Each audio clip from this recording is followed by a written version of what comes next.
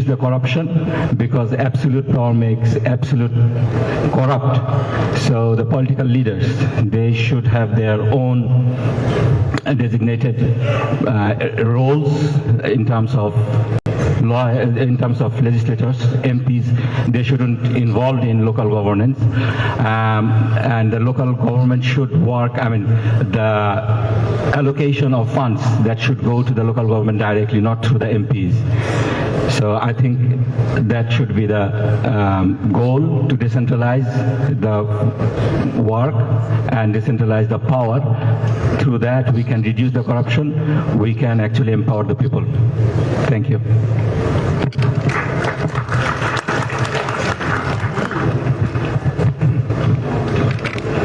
Assalamu alaikum wa rahmatullah. It's Shah Alam Bakshi. Let me introduce myself first. I did my master's from Dhaka University in Applied Physics and Electronics. Then I joined administration cadre as magistrate. Then I was deputy commissioner in 2 districts. Then I retired as secretary. I was kept OSD for long 8 years, and I retired as OSD. I was economic minister in Saudi Arabia Embassy of Bangladesh. I have only one suggestion. It was a very good presentation and quite a lot suggestions given in my panel discussions. I think some change or some update or some change in curriculum should be made in the education sector from the very beginning of the education system, I mean from the primary education system. If the curriculum is updated for the Islamic curricula, I think should be included in the education, and it should be made so that the students be grown with the Islamic education, Islamic etiquettes, etc. That's all. Thank you very much.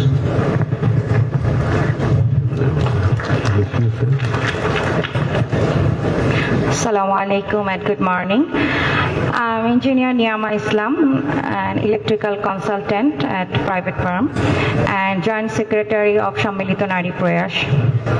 In my work, I focus on improving the quality of local development projects through accurate planning, technical transparency, and responsible service delivery. As an engineer, I believe good governance at the local level depends on reliable infrastructure, clear information, and honest decision making. Our role is to support these values by ensuring that every project is safe, efficient, and beneficial for the community. Thank you.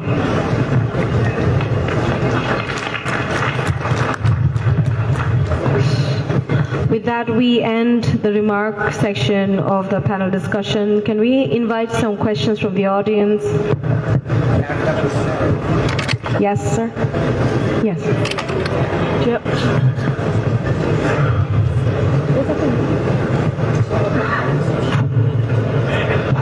Hello, Mr. Dewan. Presenter, thank you for a good presentation. I have questions. Why our local government could not be effective so far? You did not mention it. We have many local governments in the last 54 years after independence, but why they couldn't be effective? Though they are run by elected local government representative. Second, how local representatives accountability can be ensured? Okay. We know that we are suffering from poverty and unemployment, but local government cannot play a role in reducing poverty and generating employment. অল্পের মধ্যে দিয়ে এত ডিটেলসে যায় না। Moreover, they cannot generate resources, local resources. But there are scopes, opportunities to generate local resources. But local government became ineffective in this area. You know that our people's problem lies with their illiteracy. Thank you. And 60% of their income are spent on health. But local government cannot do anything. Why? Where there is deficiency? Your presentation did not point out this. Please. Yeah, thank you. Thank you for the questions. Maybe there are some opinions as well. So thank you very much. Actually, your first question was related to the non-functionality of local government for the last 54 years, isn't it? So I think that you will share with me that local government has not been given due authority to function properly. Be it at the local level or at the central level. At the local level, they are facing the problem of resources and the trained manpower. And at the central level, there is an attitude that if the adequate resources are pumped to the local economy or the local government level, then corruption will be rampant. This false argument, on the basis of this false argument, the central level people are not inclined to give them the full authority. But it is true that corruption can be handled easily if the system is in place. So I think that it is the political mindset and the decision of the political masters that what will be the structure and the functions and the authority and the independence of the local authorities or the local government institutions. If it is politically decided and consensus is arrived, then I think the local government will be in a position to function properly and they will become capable of handling the affairs of the local people very effectively. Thank you very much.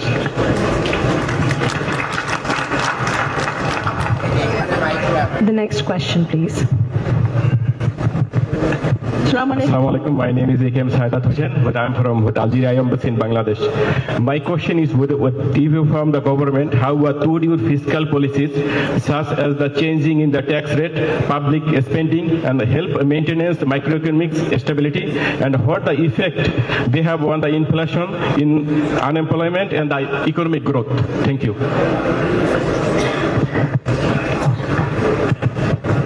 Well, first of all, as you know, that the public finance at this stage is in a very difficult situation. So the way we like to do, basically, stop wasteful spending. This is one.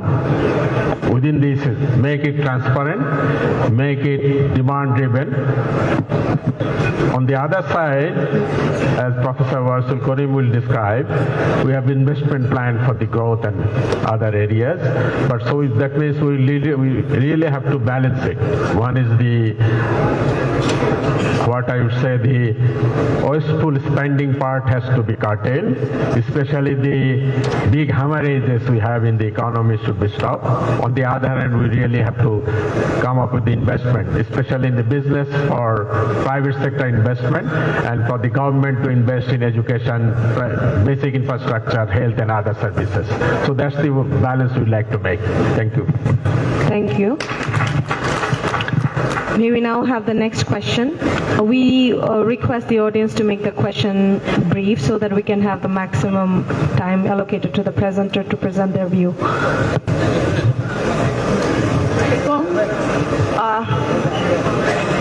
You have talked about governance. Yes. And one of the key elements of governance, good governance, is participation participation. Participation Participation. by the Yes. citizens. So, how would you ensure the participation of women Yes. at the highest decision-making level? Okay. And this is my question. And another question is, are you committed to CEDAW and SGD? Are you committed? To CEDAW and SGD? If you could spell out the full form that, for the These are audience. my questions. Okay. First one, I would like to mention that there will be full session on women development where we'll deal with the participation. So I will refer to that session. But the issue is, let me just summarize. More than 50% of Bangladesh population are women. We made improvement, of course, a lot. Lots to be done, especially in education. Now more girls are graduating from primary school, high school, SSC, and in undergraduate level, the proportion is becoming almost equal. So we made really big stride on that, but still there has to be a lot of things to be done. Second issue is the access to health services. That is a huge issue.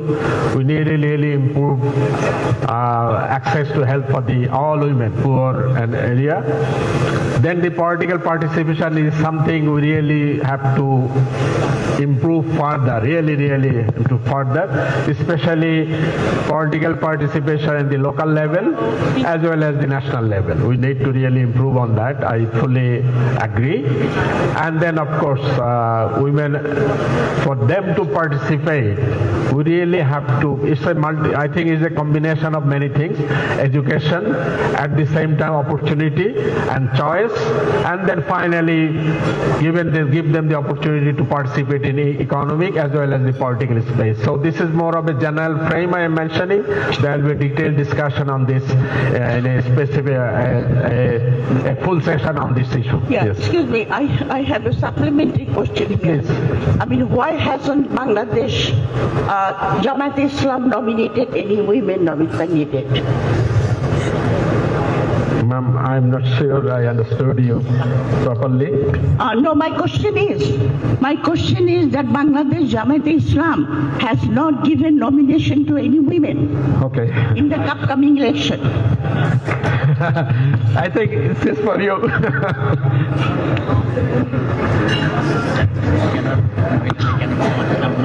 Nomination cannot deny. You answer, please. Really, in principle, we don't have any problem and objection to nominate women in the direct election. You know, in the consensus committee, we passed some regulations that if it is passed from next onward, every political party is bound to give 5%, at least 5% nomination for the women in a composition. And Jamaat agreed on that. So, inshallah, gradually we will do it. Thank you very much. That will reduce the corruption, because absolute power makes absolute corrupt. So the political leaders, they should have their own designated roles in terms of law, in terms of legislators, MPs. They shouldn't involved in local governance, and the local government should work. I mean, the allocation of funds that should go to the local government directly, not through the MPs. So I think that should be the goal, to decentralize the work and decentralize the power. Through that, we can reduce the corruption. We can actually empower the people. Thank you.